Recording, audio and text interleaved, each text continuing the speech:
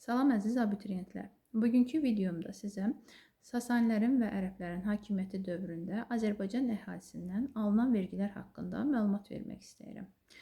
Sasanilərin hakimiyyəti dövründə iki əsas vergi olmuşdu: gezit və xaraq.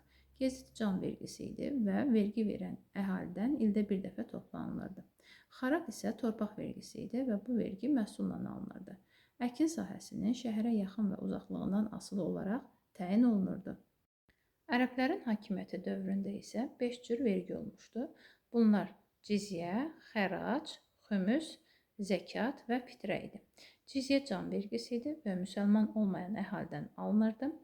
Xərac torpaq vergisi idi, məhsulla alınırdı. Xümüs daşına bilən əmlakdan alınan vergi idi. Zəkat və yaxud sədəqə əkinçilərdən, maldarlardan, sənətkar və tacirlərdən ehtiyac içərisində olan insanların xeyrinə alınan vergi idi.